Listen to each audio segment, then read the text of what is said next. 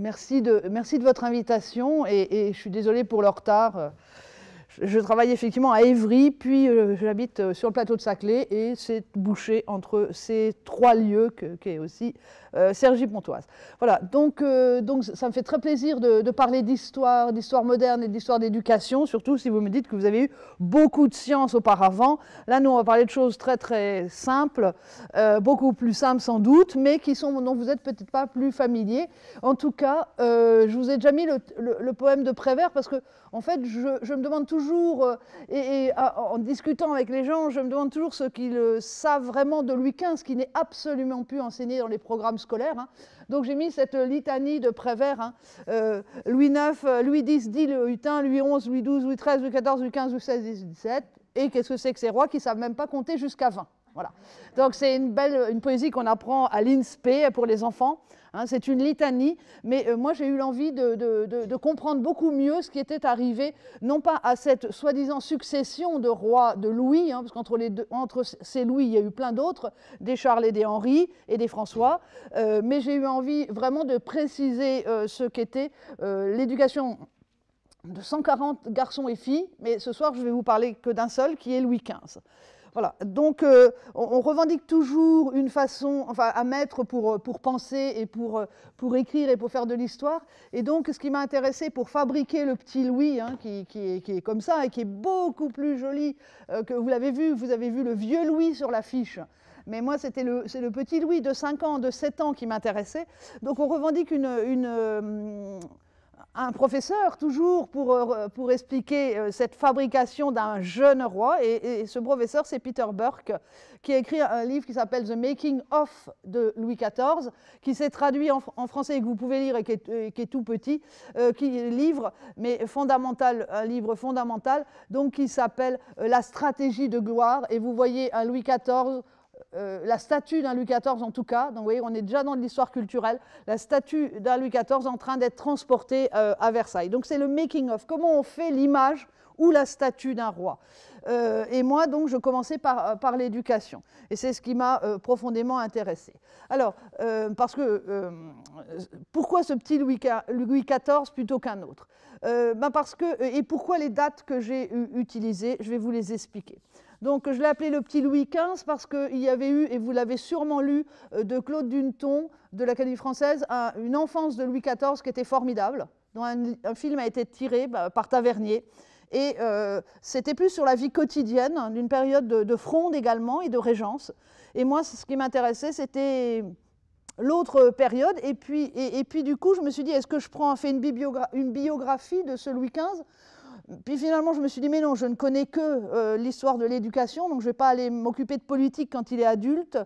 Donc je me suis intéressée à ces dates 1704, 1725, qui ne correspondent absolument pas à la vie de Louis XV. Ce n'est pas une date particulière dans la vie de Louis XV. Alors comment on choisit d'écrire sur une période? Eh bien là encore, un deuxième maître et un deuxième personnage intéressant d'historien, c'est Jacques Le Goff, qui a, à la fin de sa vie, fait un livre pour mettre en cause la chronologie, et c'est extrêmement intéressant. Hein, et ça détermine aussi la façon dont on enseigne l'histoire de nos jours.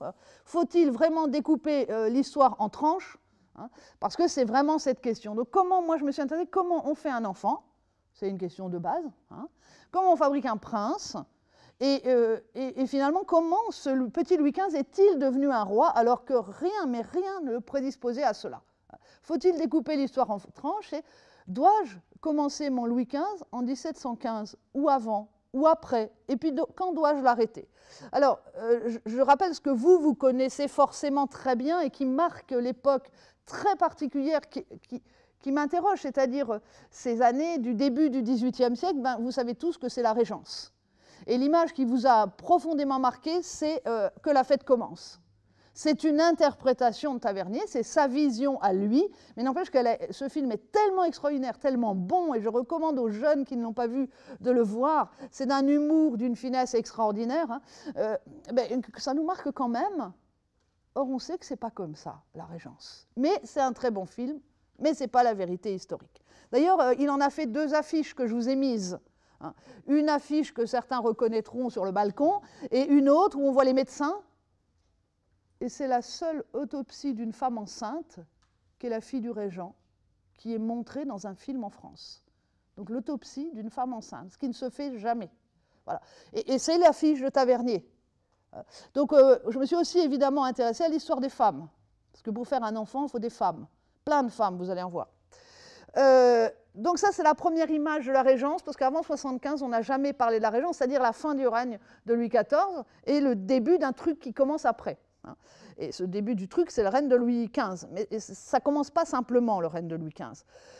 Voilà, donc vous aviez, pour les plus vieux dont je suis ici, vous avez cette image de 75 de la Régence, qui est une fausse image, vous l'avez compris.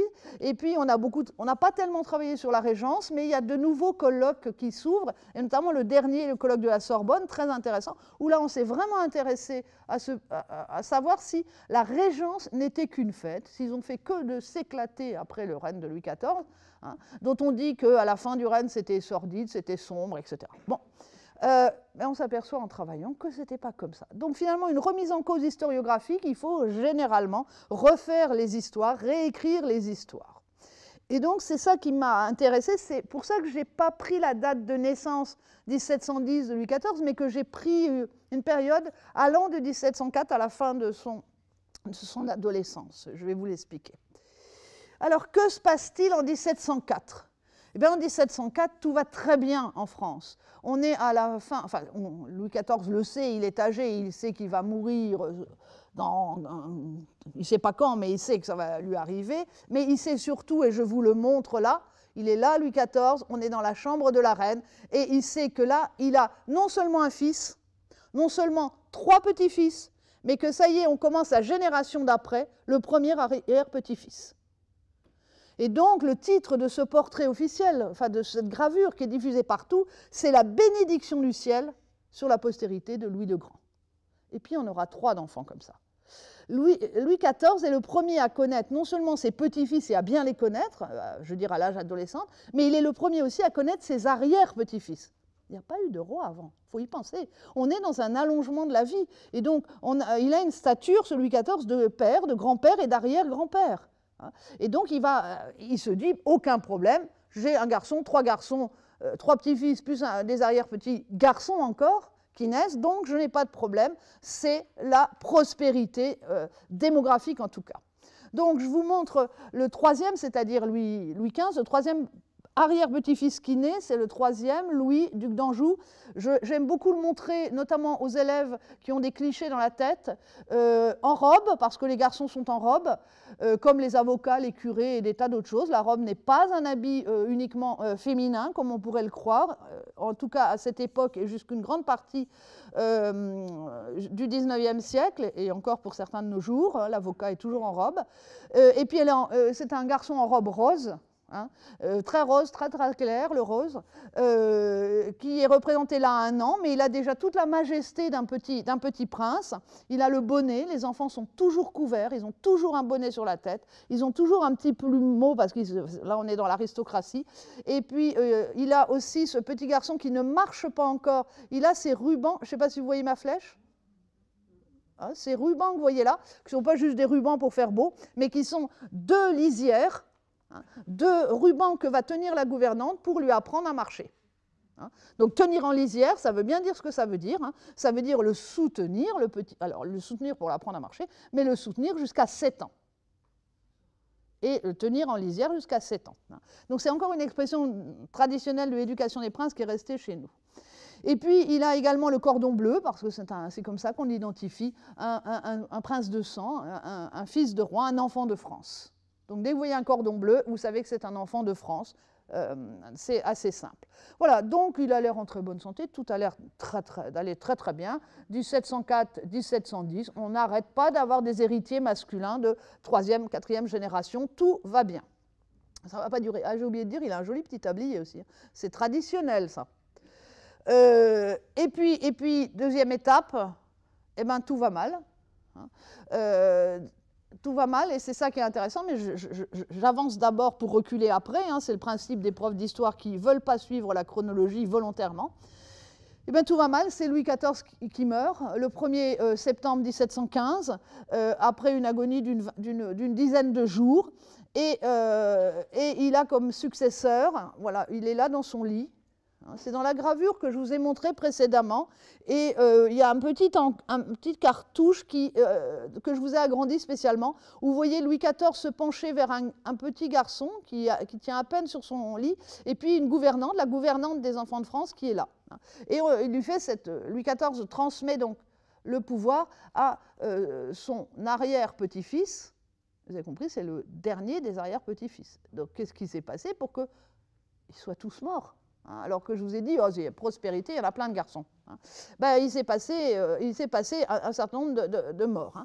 Donc, je vous l'ai mis 1705, la mort de l'aîné que vous avez vu naître tout à l'heure dans la gravure, à 8 mois. Puis, la mort du fils du roi, qui était un traumatisme, le grand dauphin, qui avait été élevé pour régner, dont le précepteur était Bossuet, si ça peut vous donner, non pas le gouverneur, mais bien le précepteur, on ne se trompe pas sur les termes. Et puis ensuite, 1712, c'est la catastrophe. La catastrophe, on appelle ça l'année des 4 dauphins, c'est-à-dire il y en a 4 qui meurent dans l'année. Voilà. Donc, après, on peut toujours dire, comme les historiens du 19e qui dépréciaient les femmes, c'est la faute de Madame de Maintenon. Elle était franchement pas drôle. Elle l'emmenait toujours à l'église et tout ça. C'est pas vrai. La vie de Louis XIV, à la fin de sa vie, à partir de 1710-1711, ou sur la mort de son fils, ça n'a été que la mort autour de lui. Donc il est clair que ce n'était pas une période extrêmement réjouissante. Voilà. Donc du côté des femmes, vous avez la très jolie petite Marie Adélaïde, duchesse de Bourgogne, l'épouse du premier petit-fils qui, avec son mari, va mourir alors qu'elle avait été élevée. Elle était élevée pour être reine. Là, vous la voyez avec ses fleurs d'oranger, toute jeune mariée, et puis la robe à fleurs de lys. C'est une Savoyarde, elle arrive de Savoie, je vais vous le montrer, et elle a l'habit français, elle s'est habillée en habit français avec le manteau fleurs de lys.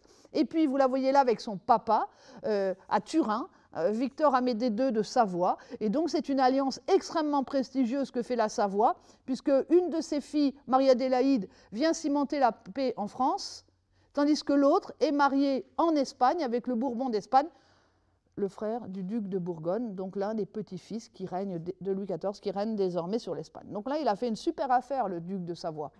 Il a marié sa fille en France, une de ses filles en France et une de ses filles en Espagne, les deux plus grandes monarchies de l'époque.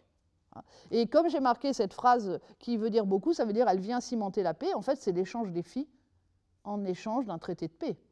Ce n'est pas par amour, c'est l'échange par le traité de paix. Donc elles y vont, elles ont 12-13 ans, elles partent en France ou à Madrid, et puis elles vont découvrir leur nouvelle famille, et on leur fait un beau portrait comme celui que je vous ai montré précédemment. Elle vient cimenter la paix, ce n'est pas vrai, puisque immédiatement après le mariage, eh bien, on a occupation française du beau château de Turin et de la ville de Turin. C'est une toile assez rare, et on voit l'armée française occuper Turin. Donc imaginez l'état d'esprit de cette gamine qui a 14-15 ans, qui sait qu'elle va devenir reine de France, mais en même temps, son beau-père est en train de taper sur son père. On est quand même dans des contextes de famille extrêmement compliqués.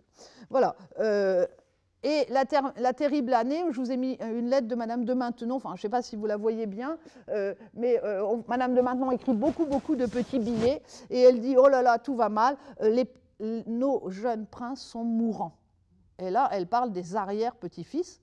On est en mars, on est le 8 mars 1712, nos jeunes princes sont mourants. Donc non seulement le fils du roi est mort, deux des petits-fils sont morts, et là, nos jeunes princes sont mourants, les bébés de 3 ans, là, ils sont mourants. Voilà, un petit billet qu'elle écrit comme ça à toute vitesse en disant, pour montrer le drame. Alors, donc, le premier qui meurt, c'est le très bel enfant blond qui est là, qui était donc le deuxième arrière-petit-fils, qui meurt le premier, et on a gardé ce très beau portrait de lui. On fait souvent des portraits de ces jeunes enfants, très bel enfant bouclé, et pour montrer qu'il est mort, eh ben, on a un petit roitelet là, qui a une tache de sang au cou, et ça signifie la mort. On peut mettre des bulles, c'est plutôt pour les filles qu'on met des bulles de savon qui explosent, c'est courte vie qui explose. Et pour les petits princes, eh bien, on met cet oiseau qui a cette gorge ensanglantée pour montrer que le petit prince va mourir. Et donc, il nous reste, si vous avez suivi, sur les 3 arrière-petits-fils, le premier qui est mort en 1705 à 8 mois, celui-là qui meurt en mars 1708, et comment on fait pour sauver le dernier? Le dernier, c'est mon petit Louis XV. Hein. Ah ben ça a été une sacrée histoire, parce que là, c'est panique complète. Il n'y aurait plus d'héritier mâle à la couronne de France, alors qu'on en a eu plein précédemment pendant une dizaine d'années. Ce serait un drame absolu. Donc là, enfin, tout le monde est affolé au château de Versailles. Hein. On commence à s'isoler. Dans les cas de mort de variole, c'est des morts absolument, absolument terribles et extrêmement contagieuses. Hein. Donc tout le monde tente de s'isoler. Et là, la gouvernante des enfants de France prend une décision terrible et sans demander l'ordre au roi, c'est-à-dire qu'elle prend l'enfant et elle l'isole. Et elle va rester qu'avec les sous-gouvernantes et le personnel. Et c'est ainsi que, isolant complètement l'enfant, lui donnant des remèdes, alors là, il y a toute une rumeur, et vous lirez, j'ai largement écrit sur cette rumeur, que justement le duc de Savoie aurait fait envoyer une potion, ce qu'on ne sait pas, mais qui est fort possible. Hein. La maîtresse du duc de Savoie connaît très très bien les principes de pharmacie. On dit des potions à cette époque-là. Mais voilà, et c'est comme ça que l'enfant est sauvé. Il est sauvé. Alors qu'il a juste été baptisé en urgence à minuit dans la chapelle royale. Ils ont traversé tout le château de Versailles de nuit pour ne rencontrer personne, pour l'isoler. Ils sont allés le baptiser, parce que ces enfants ne sont pas baptisés, que si jamais il mourait, il fallait qu'il puisse aller directement au paradis et pas rester dans les limbes. Donc ils l'ont baptisé, et le lendemain, le petit Louis XV, on ne sait pas encore qu'il va s'appeler Louis XV, le petit Louis est vivant. Madame de Ventadour a sauvé l'enfant. Et toute sa vie, Louis XV va avoir, enfin toute la vie de Louis XV va être marquée par ces maladies, cette soi-disant fragilité, dont on verra qu'elle n'est pas du tout vraie. Voilà, et on le représente là dans un tableau absolument étonnant, qui est en collection privée. Cet enfant bouclé comme son frère, avec ses grands cheveux, il n'en aura pas des cheveux plus tard dans d'autres tableaux. Et il est en Salvador Mundi, en sauveur du monde, enfin sauveur de la dynastie surtout, hein, sauveur de la dynastie. Puisque s'il mourait, et il peut encore mourir, hein, c'est pas parce que là il a échappé, au mois de mars 1712, il a échappé à la mort, il pourrait encore mourir, mais là, momentanément, il sauve la dynastie, il faut tout faire pour le protéger. Alors, je ne vous ai pas parlé... Donc vous voyez que pour faire un roi, il faut plein de conditions, il faut plein d'hommes, que ça n'a pas du tout été simple comme Prévert la transmission du pouvoir. Et je ne vous ai pas parlé de toutes les fausses couches de la duchesse de Bourgogne. Hein. Et c'est pour ça que je commence en 1704, parce que c'est là où on voit la difficulté de faire un enfant. Alors que du côté de sa mère et du côté du duc de Savoie, eh bien, tout le monde lui écrit... vous nous devez un enfant. Il y a une injonction de maternité chez ces femmes reines, princesses, qui est absolument terrible. Et donc, tout le monde surveille les règles et tout. Donc, du coup, comme on surveille les règles, nous, on sait tout sur les fausses couches. Parce que dès qu'il y a une fausse couche, on le sait. Donc, non seulement, je vous ai raconté toutes ces morts, qui n'étaient pas très marrantes à raconter, mais en plus, rajouter toutes les difficultés d'avoir des enfants de la part de la duchesse de Bourgogne. Donc, la transition entre un Louis XIV et un Louis XV n'est vraiment pas simple, et c'est ça qui m'intéressait de raconter, parce que, du coup, on prend le point de vue des femmes, et on s'aperçoit de cette difficulté d'enfanter. C'est assez connu, et mes collègues ont largement écrit notamment l'année des 4 dauphins, ça c'est Olivier Chaline, mais le point de vue des femmes, j'ai choisi de vraiment le mettre dans mon texte et de travailler cette question. Alors là on vient de parler de 1715, de la mort des morts de 1712 et de la mort du roi, et puis ça va aller mieux. Après 1715, tout va mieux, parce qu'il est question qu'ils vivent, comme dit Madame de Maintenon, je ne vous ai pas mis le billet, mais elle écrit « Il est question qu'ils vivent », parlant de ce petit, il est question qu'ils vivent. Donc, vous voyez qu'on n'est pas très sûr. Hein. Voilà. Il est question qu'ils vivent, et puis il va très bien vivre. Et en 1725, vous le voyez devenu grand. Hein, et c'est ça que je raconte, moi, je vais jusqu'en 1725, parce que 1725, il a 15 ans, il est majeur depuis 2 ans, il est sacré, donc il a été sacré à Reims, il est roi, il est très bien éduqué, il est marié et il commence à faire lui-même ses propres enfants, enfin sa femme plus exactement. Hein. Et chose étonnante dans une transmission aussi compliquée, hein, de Louis XIV à Louis XV, qui s'appelle donc la période de la Régence, mais que les fêtes de Philippe d'Orléans ont un peu occulté, hein, parce qu'il y a tout cet aspect politique qui est derrière la Régence. Eh bien, chose assez étonnante, il n'y a pas eu de fronde, il n'y a pas eu de rébellion, il n'y a pas eu de conflit politique, hein, et la monarchie est stable. Donc, sur le plan politique, ce qui m'intéressait, c'est de savoir comment on transmet dans une période aussi difficile. Vous savez tous que la minorité de Louis XIV a été la période de fronde, où il y a eu rébellion des grands, de l'aristocratie, des cousins du roi. Et bien là, c'est un cousin du roi qui tient le pouvoir, puisque c'est Philippe d'Orléans, et il n'y a pas eu de fronde à ce moment-là. Or, Louis XIV le craignait profondément. Il a tout mis en place avec le régent pour éviter la reproduction de la fronde. Voilà, donc c'est ces étapes-là qui me semblaient importantes pour rappeler un peu la chronologie et le contexte.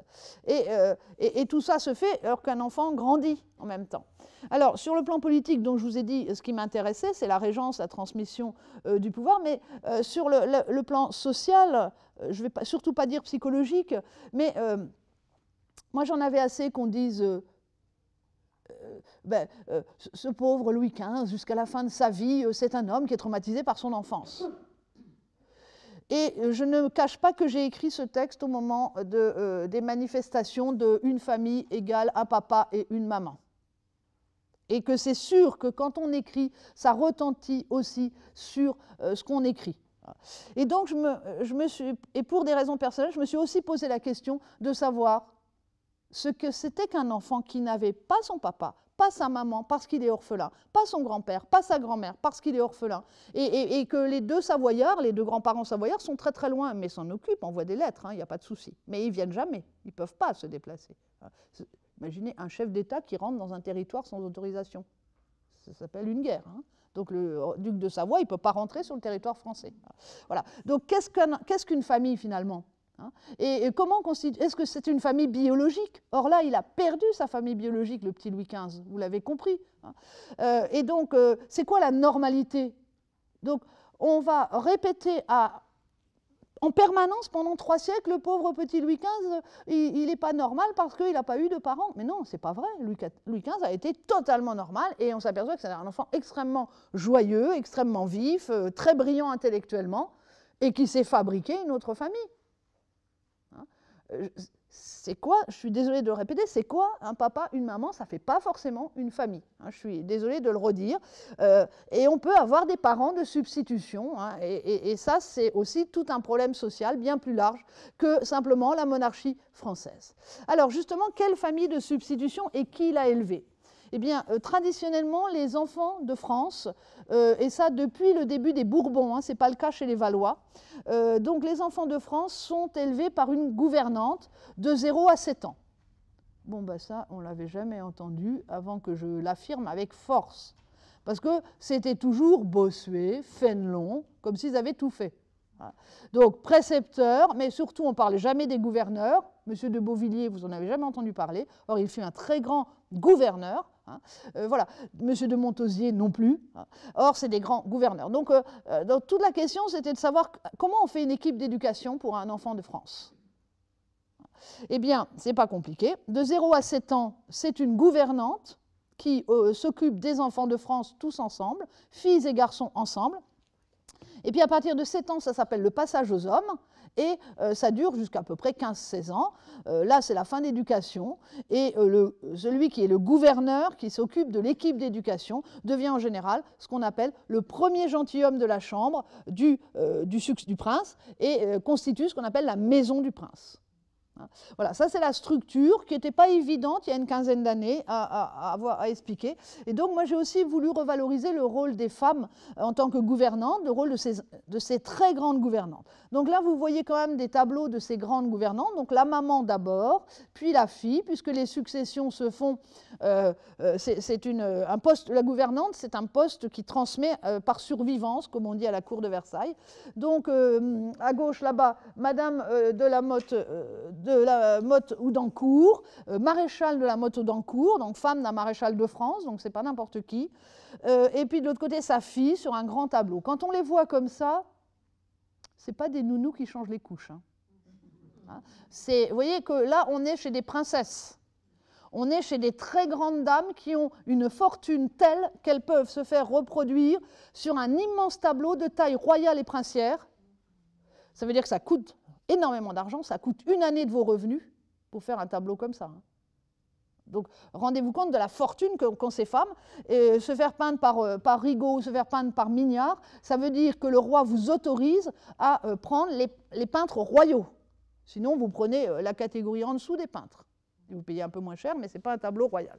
Donc, ce qu'elles ont voulu nous montrer, ces femmes, et toutes ces gouvernantes, hein, elles sont toutes reproduites comme ça, ces gouvernantes, qu'elles soient de cette famille ou d'une autre famille, elles ont voulu nous montrer qu'elles ont rang de princesses, hein, que ce sont des très grandes femmes à la cour, qu'elles transmettent leurs charges par héritage et qu'elles se sont confectionnées une très bonne fortune parce qu'elles ont une extraordinaire pension. Et puis, d'autre part, elles ont voulu montrer qu'elles sont inamovibles. C'est la seule femme qui ne peut pas être renvoyée. C'est la seule officière du roi qui ne peut pas être renvoyée. Les autres officiers, il suffit de payer, que le roi paye la charge. Donc une charge, ça s'achète. Hein, moi, si j'étais officière du roi, j'aurais payé ma charge de prof d'université au roi. Bon, là, il se trouve qu'on a passé des concours, nous. Mais vous voyez, c'est la différence entre la monarchie et la république. Hein. La monarchie, il suffit d'avoir de l'argent et on achète sa charge et son emploi. Bon. Là, elles n'ont pas acheté. Le roi leur a donné une charge, et cette charge, elle se transmet de mère en fille, s'il y en a, de nièce après, hein, et puis elles ne sont jamais virées. Le gouverneur, vous le verrez, peut être renvoyé. Hein, donc celui qui va arriver après 7 ans. Donc il me semblait important de parler de ces très très grandes femmes. Là, je vous le dis tout de suite, on a Madame donc, de Ventadour avec sa belle croix qui s'appelle une croix à la Maintenon, parce que c'est la meilleure amie de Madame de Maintenon. Et on a là, c'est le symbole où elle part, l'enfant a 7 ans, et elle a reçu de lui, eh bien, je ne sais pas si vous le voyez, mais c'est un coffret de bijoux, c'est des bijoux qui sont donnés comme hommage pour l'avoir éduquée jour et nuit pendant 7 ans. Mais avant, elle avait déjà élevé ceux qui sont morts. Donc ce n'est pas le dernier. Voilà. Donc voilà, je vous ai parlé de Madame de Maintenon. J'avais pris cette image à l'expo Maintenon il y a 2 ans au château. J'aimais bien donc, le buste du petit Louis XV, et puis sous le regard terrible de Madame de Maintenon dans son portrait noir. Hein. En fait, Madame de Maintenon, vous le savez, est une très grande éducatrice. C'est la femme officielle, mais pas déclarée, de Louis XIV. Et elle a obtenu de Louis XIV que Louis XIV lui confie, vous savez, l'école de Saint-Cyr, de la noblesse féminine pauvre à Saint-Cyr. Donc c'est une femme qui a consacré sa vie à l'éducation et qui fut auparavant gouvernante des enfants du roi avec Madame de Montespan. Donc c'est une tradition d'éducation chez elle. Donc la troisième amie, et ces 3 femmes qui ont éduqué les enfants à la fin du XVIIe et au début du XVIIIe siècle. Donc je vous ai montré Madame de Ventadour, Madame de Maintenon, et puis au milieu Madame des Ursins. Et Madame des Ursins n'est pas très connue, mais elle est la gouvernante en Espagne. Et ces 3 femmes surveillent les descendants, les princes européens, on peut dire, et éduquent des princes européens, et les éduquent à la française. Et elles créent une école, enfin ce n'est pas une vraie école, hein, c'est une école symbolique d'éducation, et elles vont tout changer sur l'éducation des princes ou des princesses. Hein. Bien sûr, je ne parle jamais des princesses, mais c'est pareil. En tout cas, là, il n'y avait pas de princesse dans cette génération-là. Alors, je vous montre d'autres sous-gouvernantes pour que vous vous rendiez compte de ce qu'elles sont. Là, on est sur une duchesse quand même, Madame de Lalande, sous-gouvernante. Donc voilà, Madame, il y a la gouvernante, il y a les sous-gouvernantes, on n'a qu'un portrait. J'aurais bien aimé vous en trouver d'autres, mais je n'ai qu'un portrait d'une des sous-gouvernantes des enfants de France qui va élever tous les enfants de France pendant plus de 20 ans. Et sa fille, que vous voyez là, va elle-même devenir sous-gouvernante. On est sur des traditions, donc une transmission orale, et ça c'est bien embêtant pour les historiens, puisque nous n'en avons pas de traces, elles se transmettent, les filles sont élevées à la cour et voient comment leur mère travail, et donc il n'y a pas de transmission par l'écrit, ce qui est dommage. Et puis je vous ai mis aussi le tableau de la nourrice que vous connaissez sans doute. Donc la nourrice, il faut bien comprendre que une princesse ne peut pas passer son temps à nourrir 10 fois par jour un gosse au sein. On ne sait pas nourrir autrement les gamins à cette époque-là, on les nourrit au sein. Donc une princesse, elle a un autre métier à faire, elle a un métier de princesse, un métier de reine à tenir. Donc forcément, on met une nourrice. Donc dès que l'enfant est né, si vous l'avez regardé, l'enfant, toute la première image, l'enfant est revêtu de ses langes en dentelle extrêmement riches, et il est confié à la gouvernante. Et il y a séparation immédiate de la mère et de l'enfant. Enfin, pour nous, c'est complètement invraisemblable. Hein. Donc, séparation de la mère et de l'enfant, c'est donc la gouvernante qui va remporter l'enfant dans les appartements que je vous montrerai, et après, la mère ne vient pas forcément voir l'enfant. De toute façon, elle est couchée pendant au moins 10 jours sans bouger, et puis après, elle est isolée pendant 40 jours. Donc, au moins, pendant 1 mois et demi, la mère ne voit pas son petit bébé. Donc, il faut bien une nourrice pour nourrir. Ces nourrices ne sont pas, comme on pourrait le penser, la nourrice paysanne, là. Non, ces nourrices sont en général, et je les ai étudiées, j'en ai retrouvé 192 nourrices, je devrais en trouver 2 fois plus, mais voilà, c'est pas facile. Donc j'attends toujours qu'il y ait quelqu'un qui se lève dans une salle en me disant « Moi, je sais que ma grand-mère, mon arrière-grand-mère m'a dit que j'avais des papiers, qu'il y aurait des papiers de nourrices. » Parce que c'est comme ça qu'on va retrouver les nourrices, c'est dans les archives privées. Donc ces nourrices sont de la petite noblesse, mais elles vont faire une carrière extraordinaire.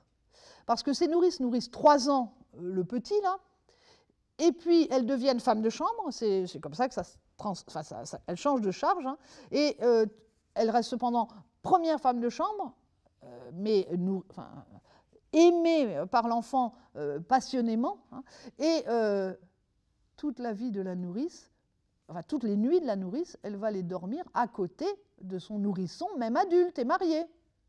Vous voyez le problème? Non, mais ça, c'est parce qu'on n'a pas la même intimité entre le XVIIe et le XVIIIe siècle. Hein. On dort avec du domestique, hein, on dort avec des domestiques à ses pieds, dans des lits d'appoint.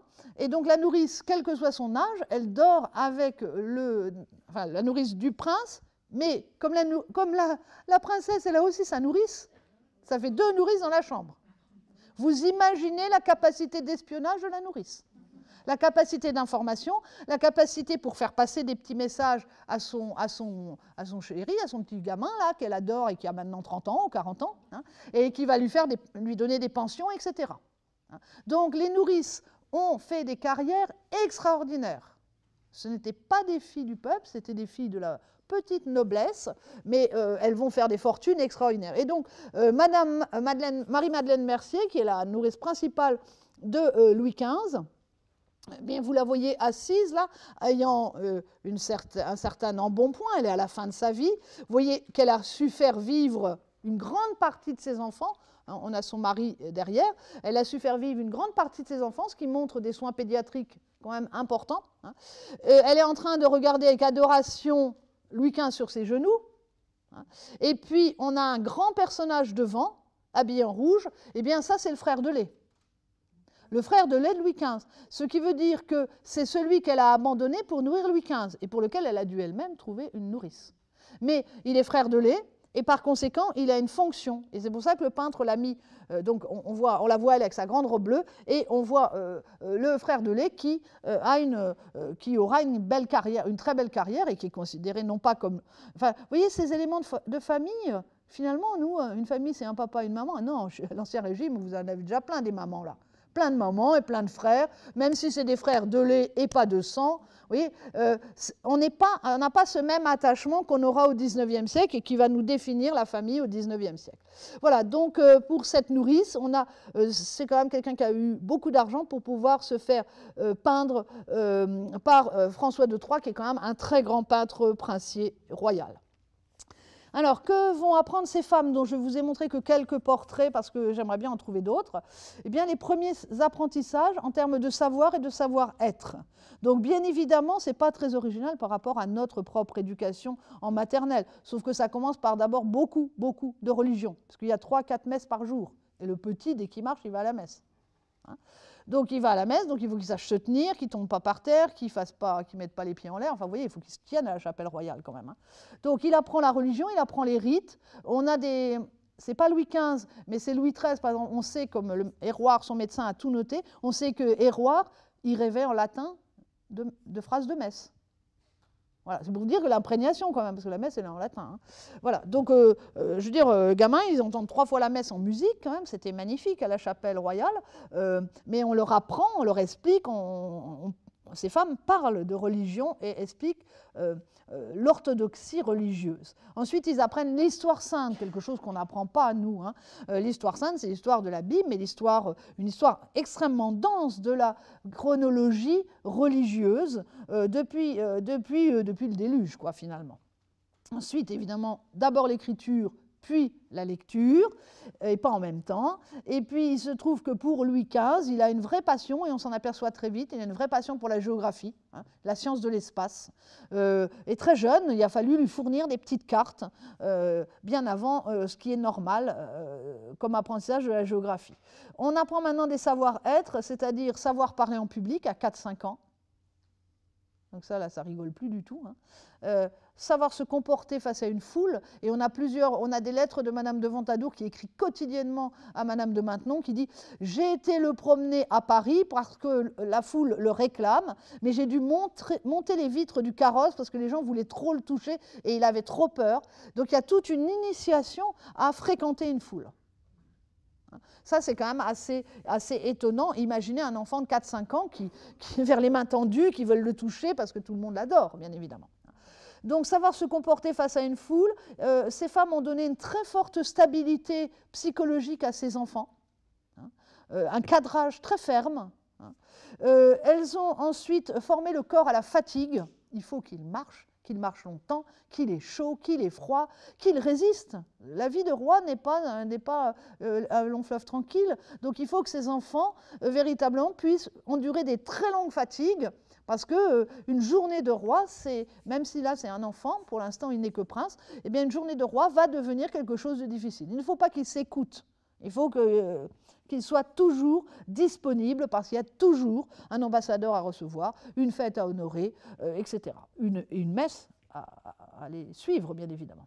Donc, il faut surtout aussi le rendre digne de sa fonction et notamment développer un certain nombre de vertus royales que sont les vertus cardinales, la justice, la prudence, la force, la magnanimité. Voilà, donc ces vertus, il faut les exercer, et ce sont ces femmes qui, par leur éducation, alors on aimerait avoir plus de textes pour Louis XV, j'en ai plus pour d'autres, mais j'ai jamais tout pour tous mes princes. Voilà. Donc, en tout cas, l'apprentissage des vertus, hein, et des principales vertus qui sont les vertus cardinales et non pas théologales, puisque c'est pour les prêtres et les membres du clergé.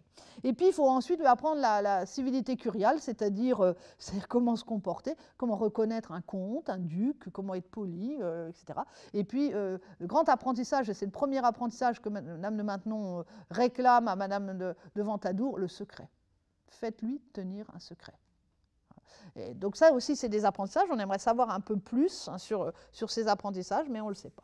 Et donc, vous le voyez dans ces tableaux, vous le voyez grandir. Vous voyez là, évidemment, on ne se tient pas naturellement comme ça.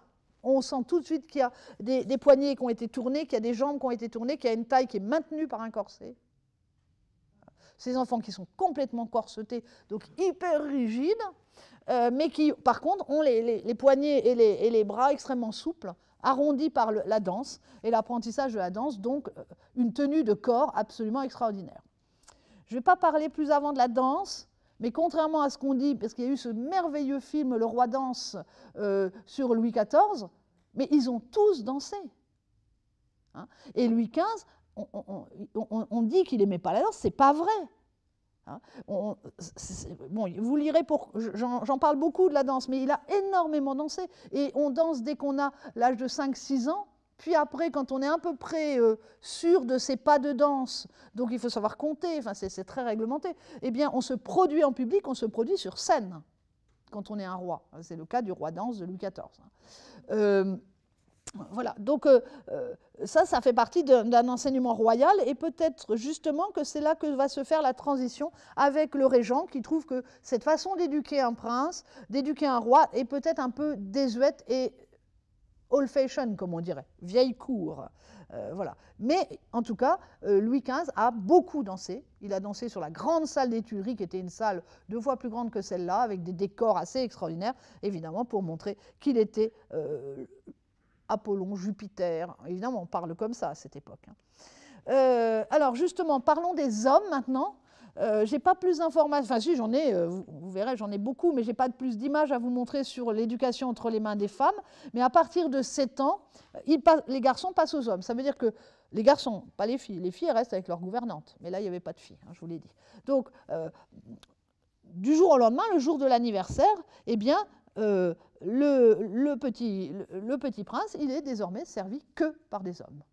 Il n'était servi auparavant que par des femmes, et très rapidement, il est servi que par des hommes. Alors, au début, quand je faisais mes recherches, je pensais que c'était, le passage aux hommes, je pensais que c'était quelque chose d'assez strict et d'assez marquant dans la psychologie des enfants. Et puis finalement, en travaillant sur les réseaux de cours, savoir qui est marié avec qui connaît qui, etc., on arrive en fait à voir que ce passage aux hommes, il se fait quand même, il n'est pas traumatisant.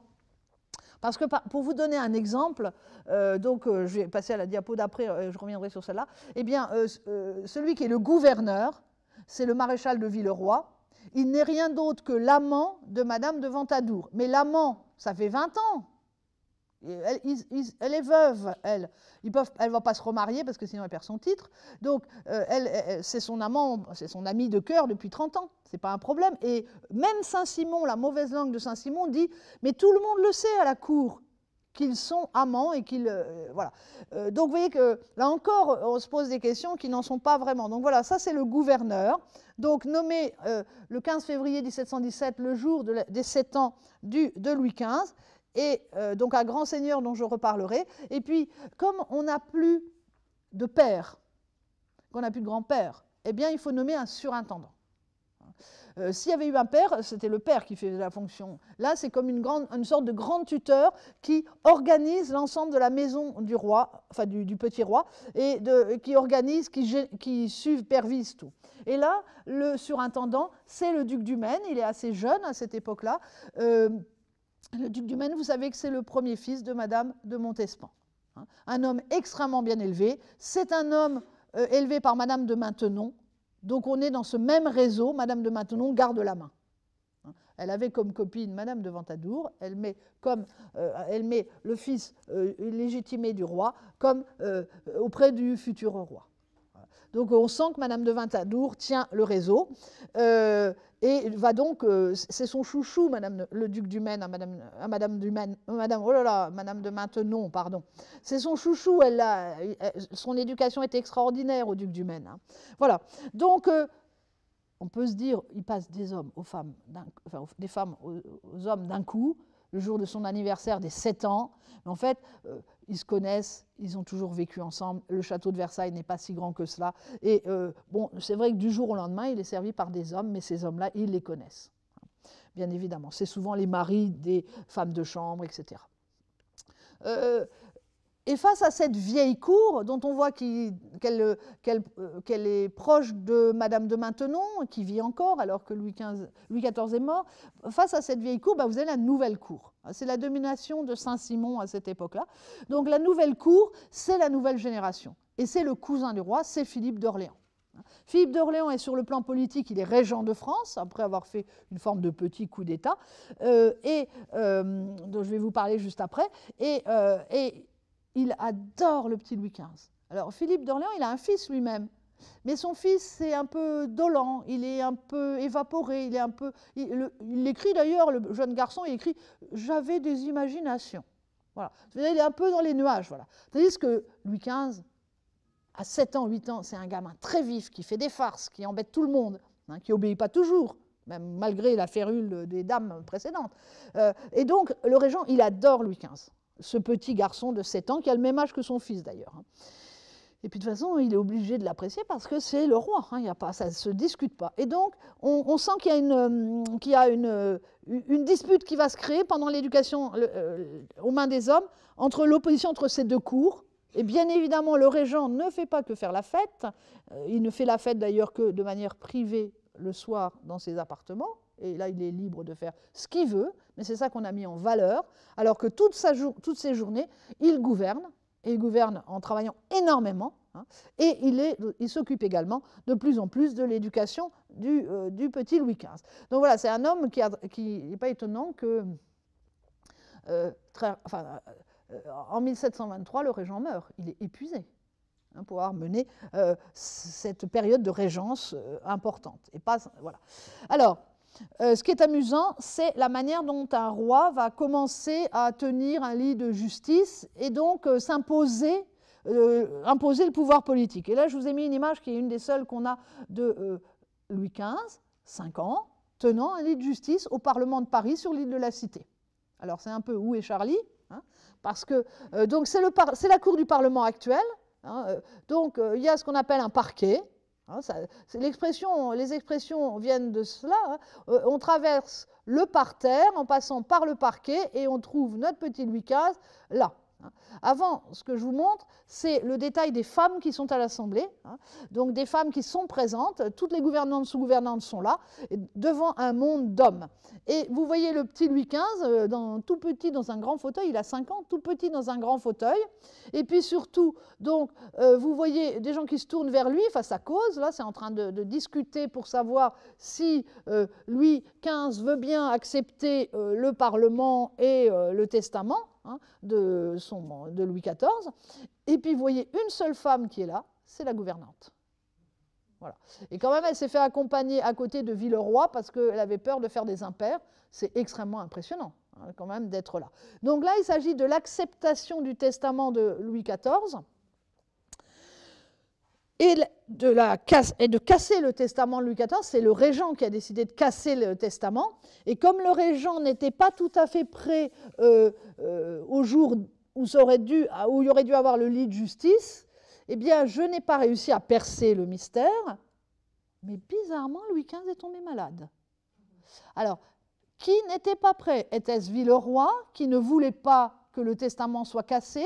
Était-ce le régent qui, en tout cas, il se trouve que le petit Louis XV, on a prétexté que le petit Louis XV était malade, et on utilise sa première maladie diplomatique, on en crée une sans doute aussi, et Louis XV, qui est loin d'être un idiot, vous l'avez compris, qui est même un gamin très vif et légèrement surdoué, comprend très vite à partir de ces gestes politiques où on va affabuler sur ces maladies, on va lui créer des maladies, on va le remettre au lit sans doute, pour faire bien croire qu'il est malade, et pour reculer d'un jour ou 2 jours le lit de justice, parce que sans doute les majorités n'avaient pas été achetées, parce qu'on vote là quand même après, eh bien, Louis XV va très vite comprendre que les adultes le manipulent, ça c'est une chose, mais qu'il va pouvoir en retour bientôt manipuler les adultes.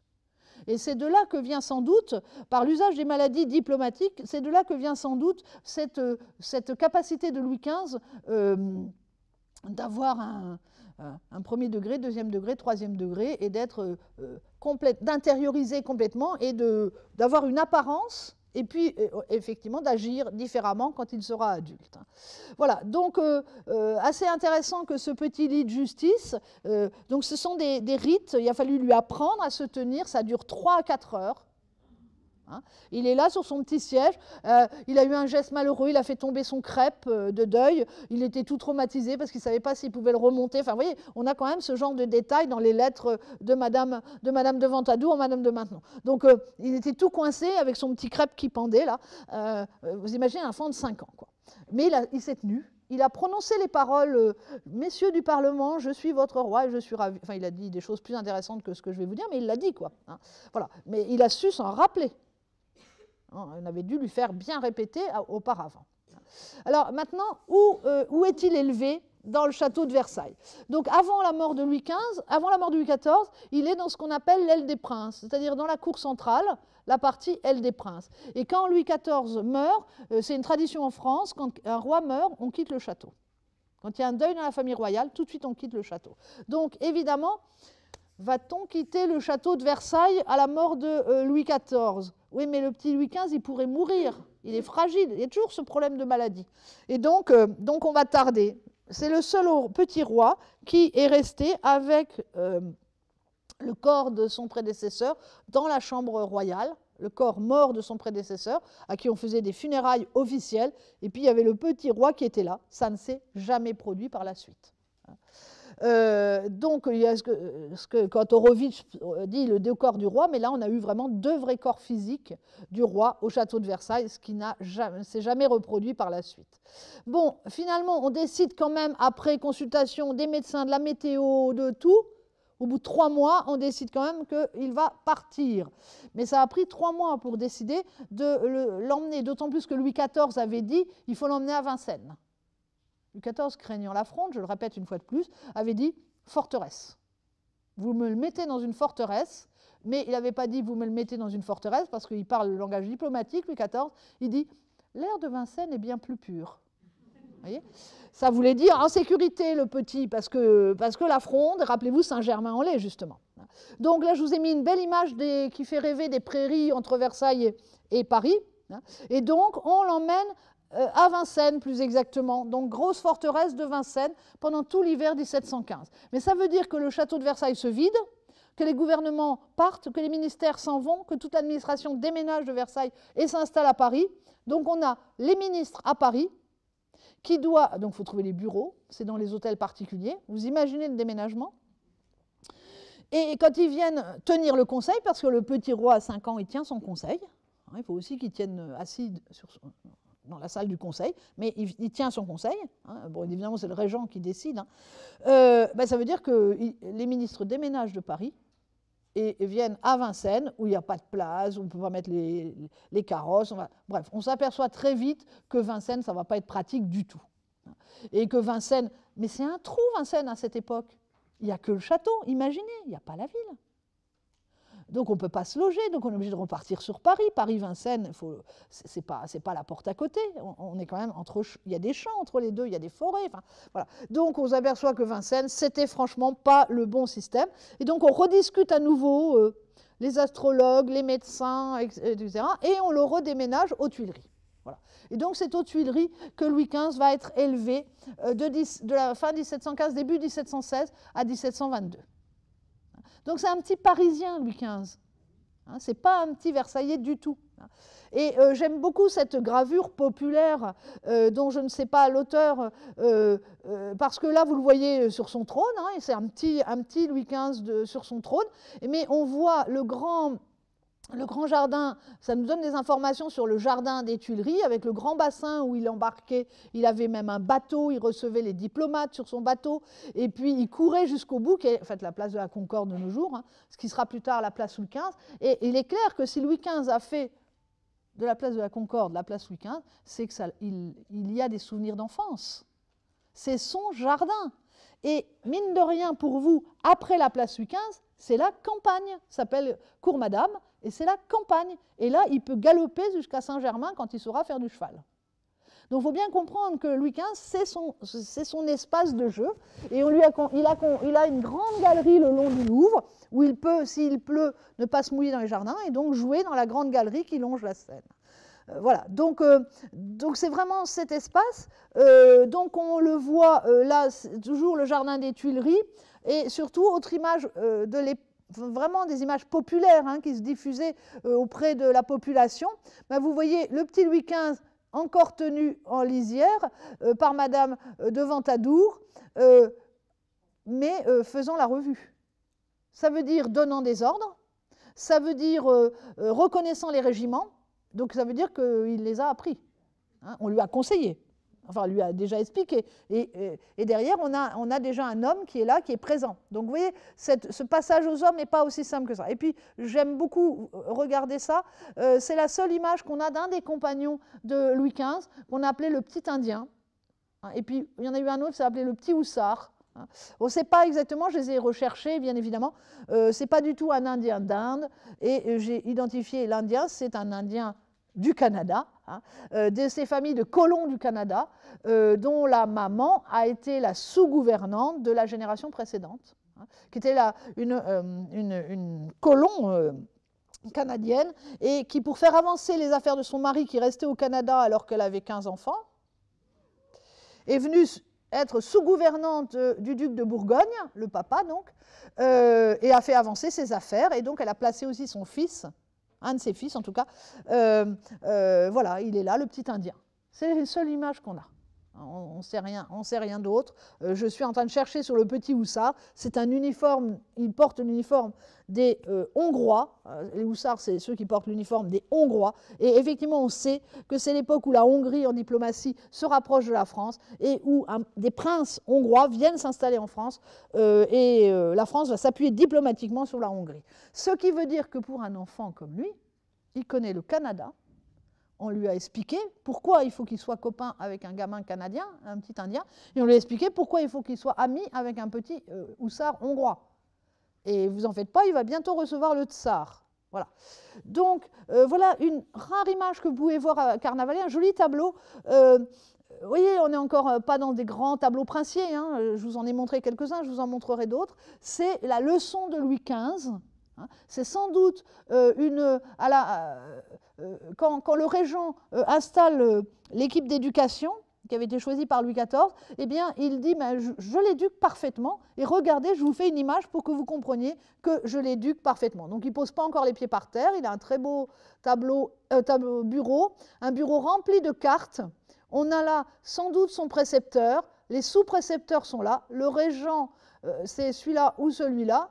On a sans doute des gentilshommes de la Manche, comme on dit, un tient la carte, et puis on n'a pas identifié, on n'est pas capable, c'est pas aux Tuileries, hein, mais c'est une image, une architecture d'imagination. Cependant, ce qui est mis au devant, c'est la multitude des savoirs princiers à cette époque-là. Donc, certains reconnaissent peut-être, si vous arrivez bien à voir, la vis d'Archimède, on est dans de la physique. Vous apercevez un globe, vous apercevez, là il faut que je vous le dise, c'est des plans de citadelle, il a 7, 8 ans, 9 ans. Là. On a là un cadran solaire, on a des équerres, on a des pièces de monnaie, on a des compas, on a des tas d'objets, des objets de physique qui sont là. Si vous êtes allé à l'exposition Sciences il y a maintenant une dizaine d'années, on avait reconstitué les objets par des prés. Ce n'est pas les objets de Louis XIV, de Louis XV, pardon, on ne sait pas où ils sont, mais on avait essayé de donner l'impression de rendre vivant ce tableau au premier plan. Donc, des savoirs extrêmement particuliers que le régent veut montrer. Et chose très étonnante, on se demande, évidemment, l'historien, il se pose des questions sur tout, donc on se demande qu'est-ce que c'est là-bas, mais pourquoi il y avait ça. Et donc, très bizarrement, c'est la théologie. Donc, en clair, elle est au second plan, quoi. La théologie est au second plan et ce qui est au premier plan, ce sont les sciences. Et là, on a bien une éducation du régent, une éducation des Orléans, une éducation intellectuelle, et non pas une éducation... c'est un très bon roi chrétien, il saura plein de choses en histoire sainte, mais la théologie, là, ça commence à passer au second plan. Voilà. Donc, très beau portrait d'éducation, on n'en a pas beaucoup d'autres. Donc, en fait, mon travail, il avait commencé parce qu'on avait retrouvé aux archives départementales des Yvelines, ou plus exactement dans le bureau du conservateur des archives départementales des Yvelines, un bouquin que tout le monde cherchait, le manuel d'histoire de Louis XV. On savait qu'il existait, on savait qu'il était en 5 volumes, on savait qu'il était en couverture rouge, mais où était-il? Mystère. Ce mystère a quand même duré un siècle. On l'a perdu au 19e. On l'a retrouvé dans les années 1990. En déménageant les archives départementales des Yvelines vers leur nouveau site. Et cet abrégé d'histoire que tout le monde cherchait, c'est le livre d'histoire manuscrit en un seul exemplaire de Louis XV quand il a 7, 8, 9, 10 ans. Donc, abrégé d'histoire de France, 5 volumes. C'est pas tout à fait un abrégé, quoi. 5 volumes, écrit en manuscrit, très mignonnes petites enluminures un peu enfantines. Il est publié désormais, c'est la matière royale par excellence, c'est la matière du précepteur.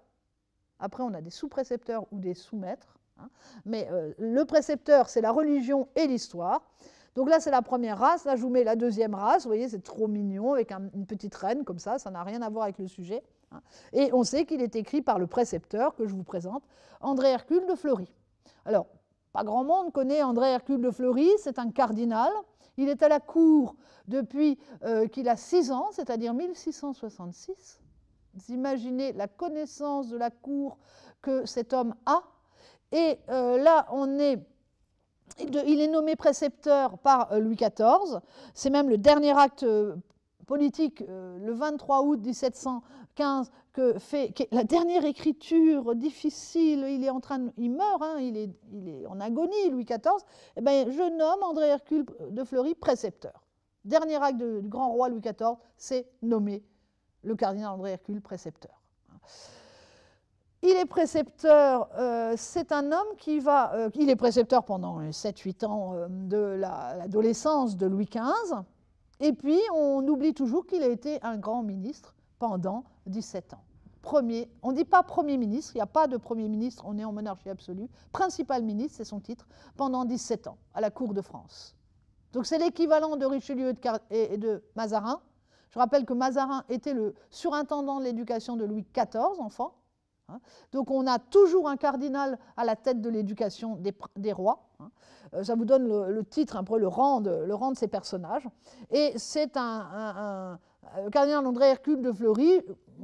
Moi, j'aurais bien aimé faire ma thèse dessus. C'est un homme assez extraordinaire, un fin diplomate, un homme qui connaît le secret parfaitement, un homme qui sait tout crypter.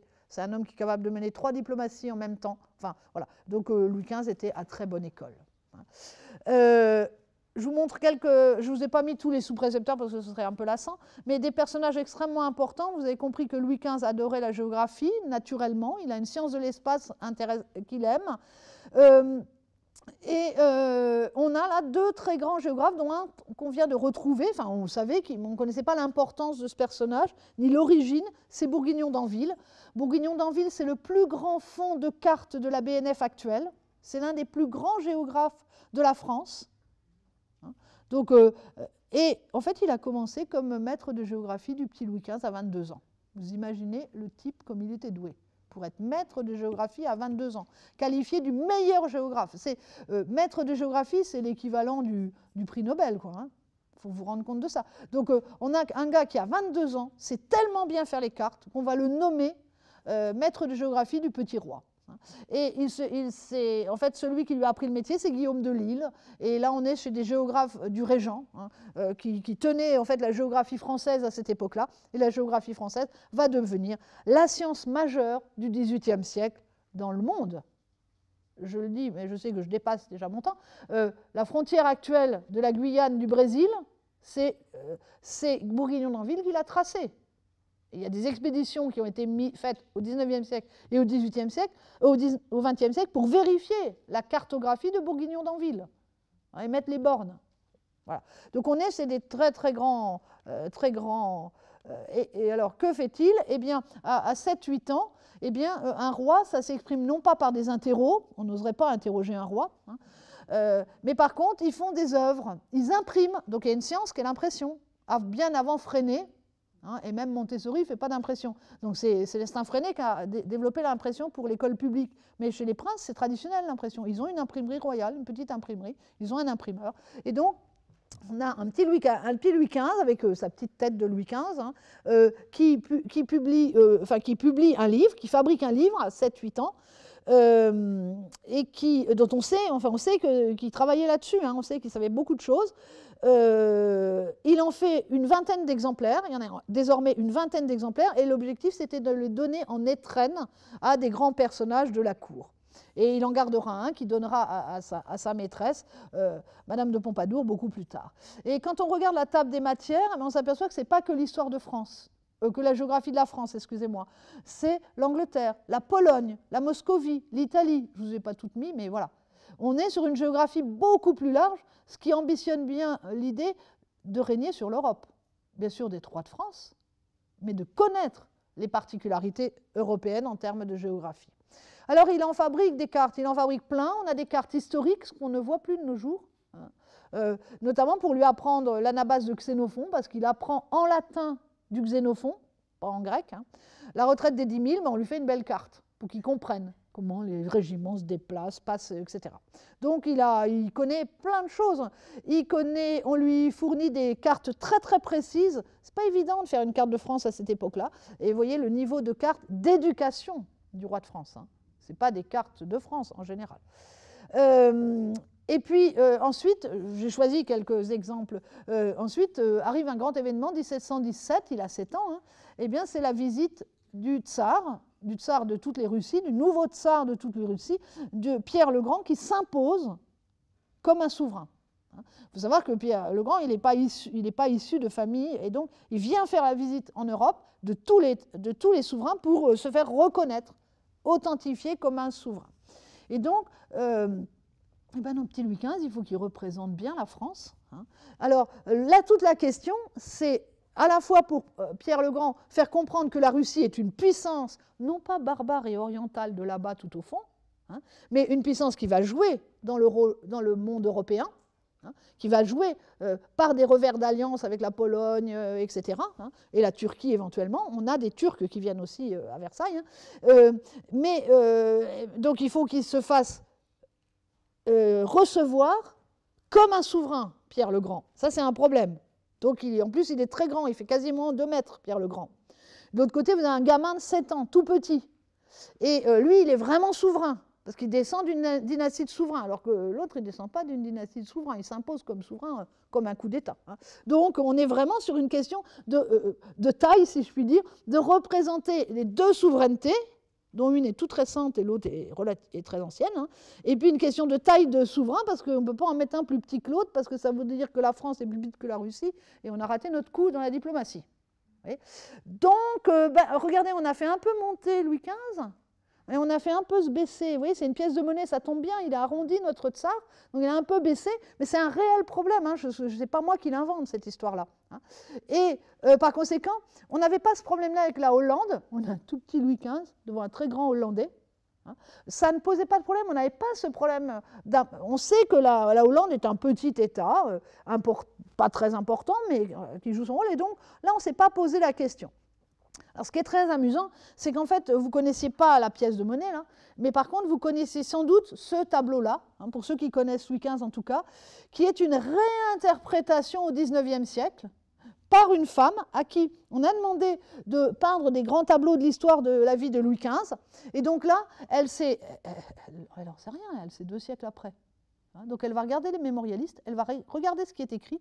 Et Saint-Simon, il écrit, j'ai mis le texte parce que c'est assez intéressant, Saint-Simon, qui est un procédurier sur le protocole absolument incroyable, il explique justement que, eh bien, Pierre le Grand, qui est très grand, a fait un geste d'abord invraisemblable. Il a pris le gamin dans ses bras.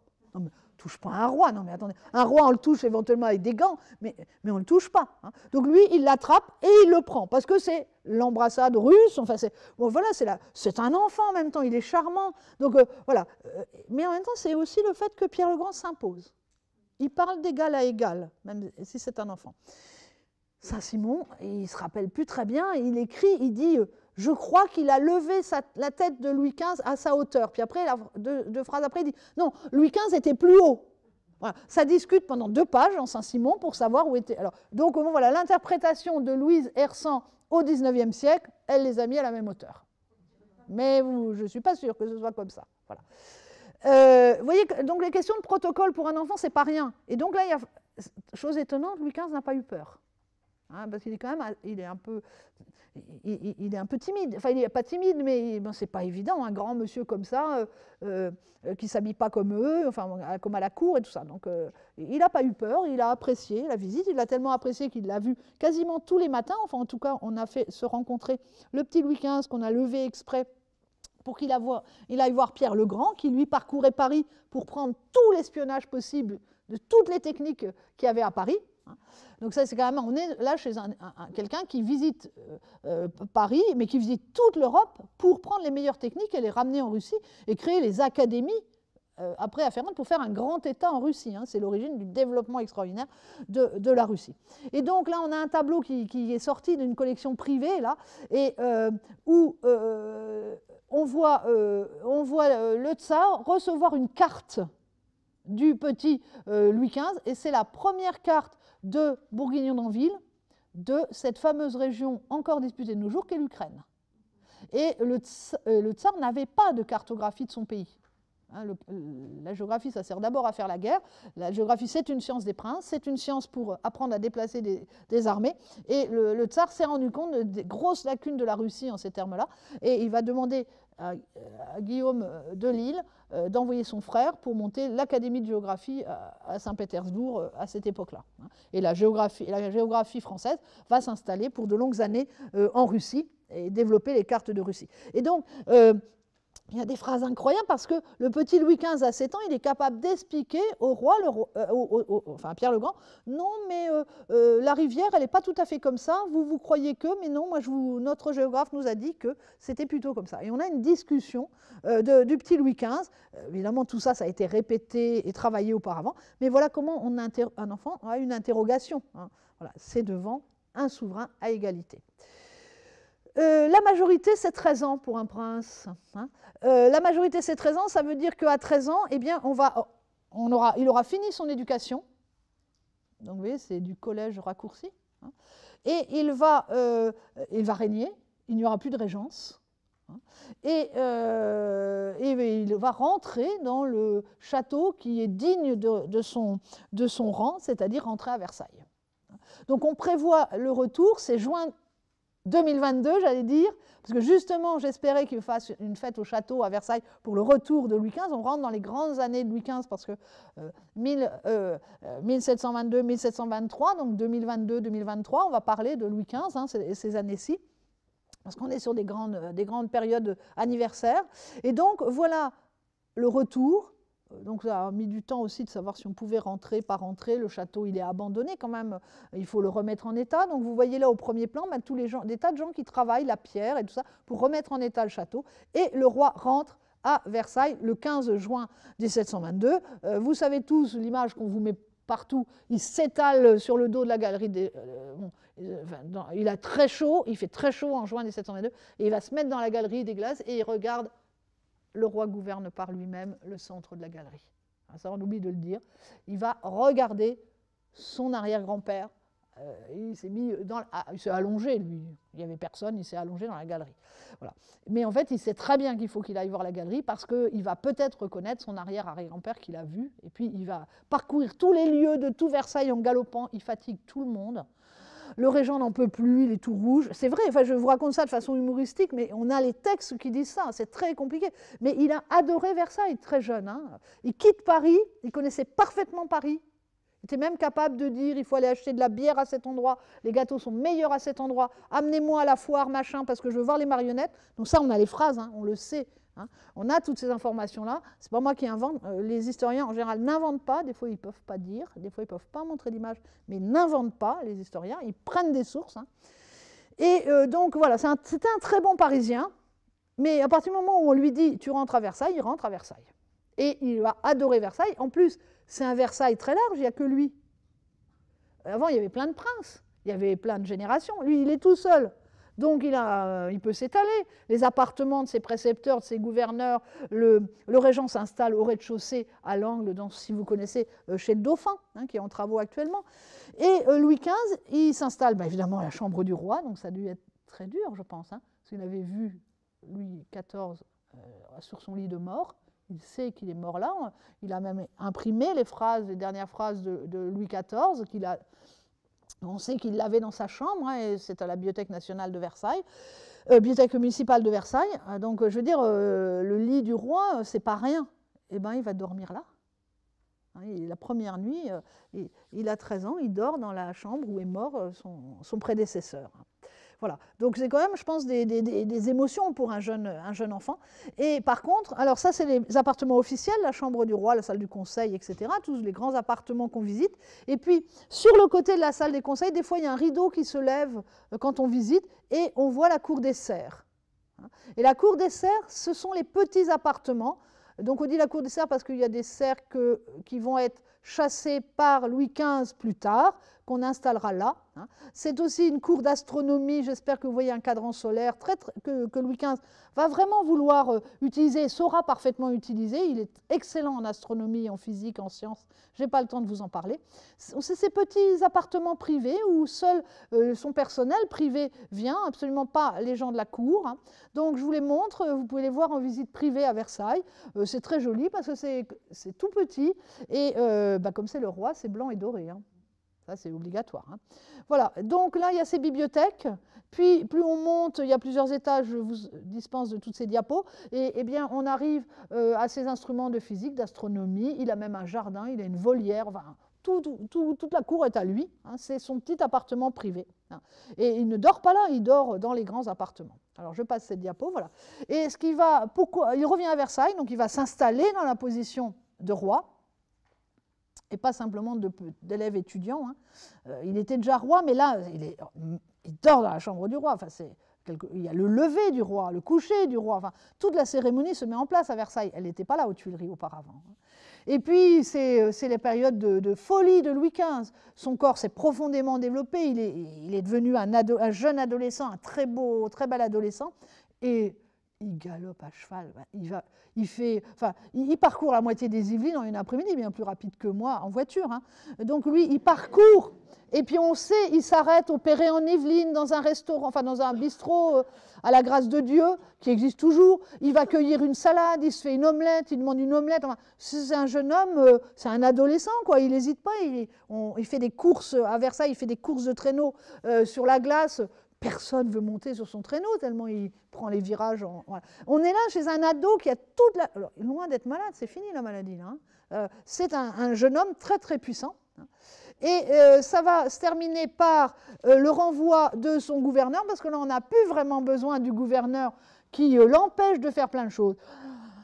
Il ne faut pas manger n'importe quoi. Il faut que les fourchettes soient dans le cadenas, c'est-à-dire dans le coffre-fort. Il faut se coucher à telle heure. Ça, c'est Villeroy. Si vous ne venez pas trop près du régent, il va vous empoisonner. Il fait de la chimie, le régent va vous empoisonner. Voilà. Donc Villeroy, c'est l'empêcheur de tourner en rond. Là, on est sur un enfant qui est en train d'exploser à Versailles, qui adore se balader, qui monte parfaitement à cheval désormais. Et donc, Villeroy l'enquiquine profondément. C'est un personnage, je n'ai pas le temps, j'avais amené, enfin, je pourrais le lire si ça vous intéresse, mais j'ai amené la description qu'en fait Saint-Simon, parce que Saint-Simon déteste Villeroy, le gouverneur, disant que c'est un personnage de théâtre qui ne sait absolument pas se comporter. Et ce personnage de théâtre, eh ben, il va tomber dans un piège que va mener à la fois André Hercule de Fleury et le régent. Il va interdire à Fleury le précepteur. Enfin, il va dire non, je ne quitterai pas la pièce quand le précepteur parle avec Louis XV. Et là, le régent dit vous devriez. Non, je ne quitterai pas. Et donc, il en fait tout un drame, Villeroy. Et donc, à partir de là, eh ben, il va se faire arrêter. C'est le seul gouverneur des enfants de France, sur tous les enfants de France, qui a été renvoyé. Là, on est sur une... Vous voyez, là, ça y est, on n'a plus besoin de cette vieille cour. On n'a plus besoin, Madame de Maintenon est décédée, on veut un homme moderne, le régent est un homme extrêmement moderne, à la fois par les alliances que négocie le cardinal Dubois, qui est son ministre hein, et son mentor. Donc on change les alliances diplomatiques, on change la politique, on change la manière de gouverner. Le roi ne dansera plus, ce n'est pas la peine de se mettre en représentation, c'est fini. Hein. C'est un roi très moderne qui fait des sciences, qui monte à cheval, etc. Donc on est là, retourner à Versailles, c'est affirmer vraiment une nouvelle monarchie en se passant du modèle à la Louis XIV. Et ça sans révolte, bien évidemment. Alors, je vous montre ce qu'on fait à Versailles aussi. Eh bien, on apprend la guerre. Donc, je ne sais pas si vous arrivez à voir, c'est à Versailles avec ses collines, telles qu'on ne le voit plus de nos jours parce qu'il est complètement construit.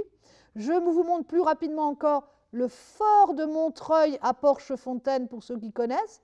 Donc, on va développer, j'ai marqué, mais je ne sais même plus ce que j'ai marqué, sur 951 mètres, j'ai calculé. On va, sur 1 km de long, on va développer une armée avec les vrais gardes du roi. Puis on aura des camps, enfin on a tout le détail, des campements qui sont vers le Val de Galie, si certains connaissent, on a toute la description, et puis ils vont s'affronter. Alors je vous montre la forteresse, parce que c'est quand même intéressant. Donc on a vraiment fabriqué un fort de Montreuil pour mener le combat.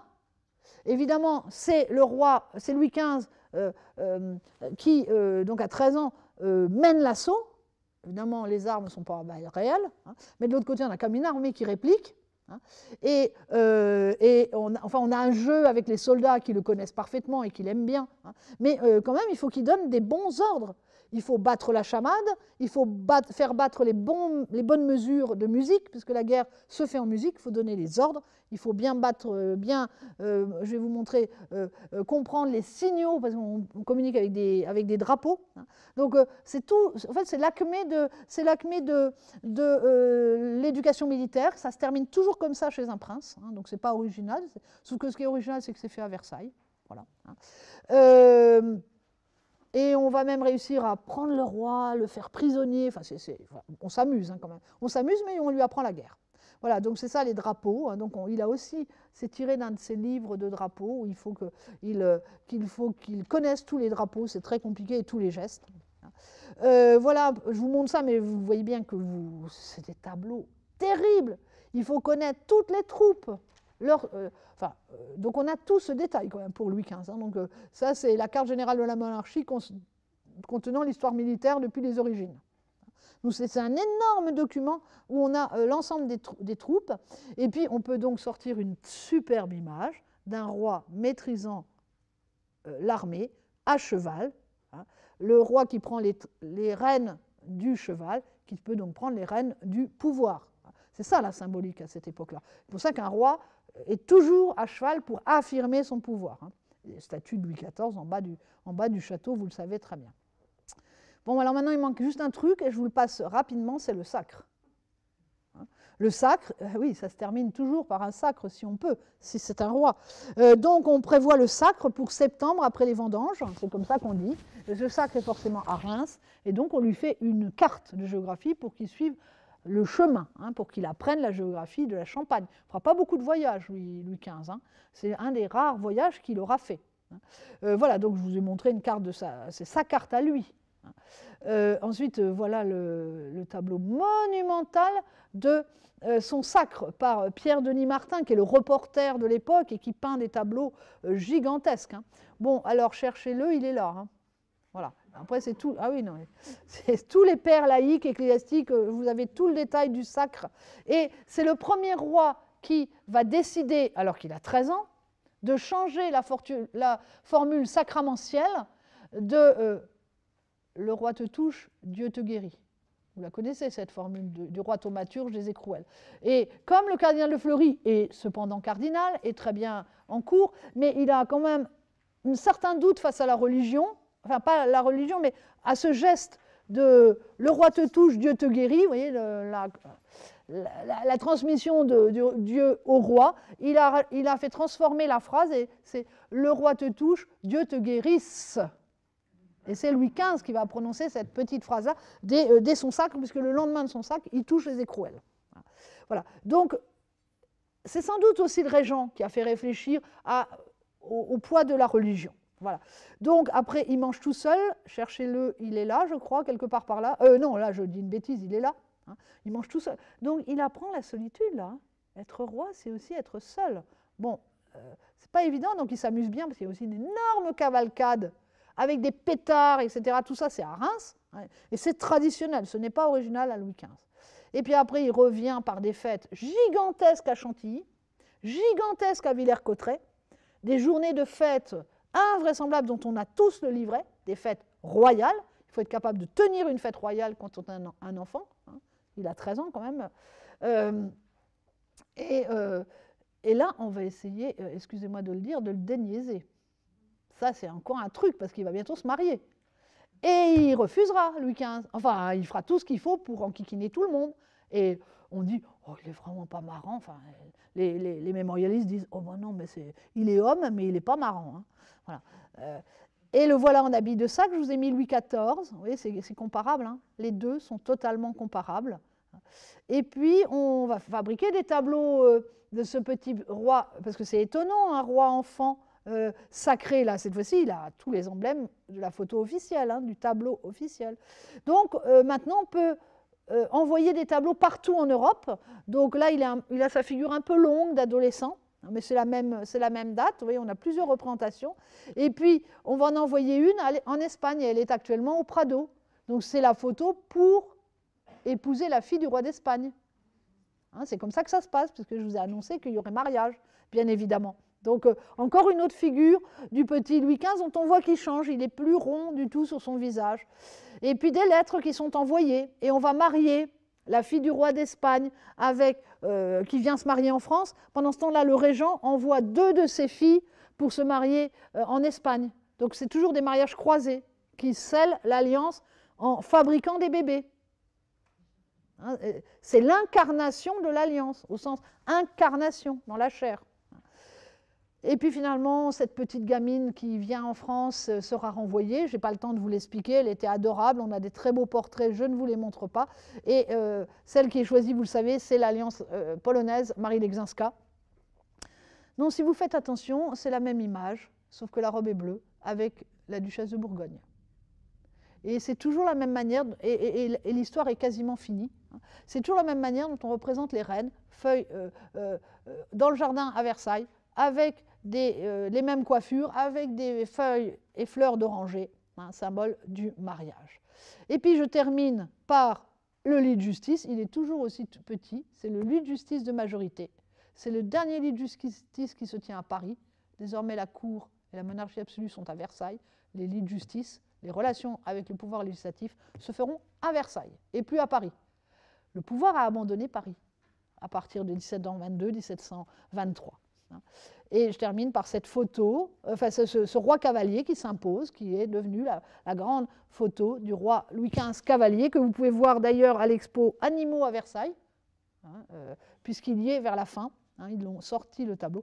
Et moi j'aime bien terminer par celle-là, parce que ça y est, vous l'avez vu grandir, et c'est une Italienne qui vient en France et qui parcourt l'Europe, une très grande pastelliste, Rosalba Carrera, et elle met bien l'affirmation de ce Louis XV avec ses yeux noirs, et on le voit adolescent, on voit son maintien, on voit aussi qu'il a du caractère bien trempé, il est bien assuré, et c'est l'un des plus beaux portraits, me semble-t-il, du jeune Louis XV.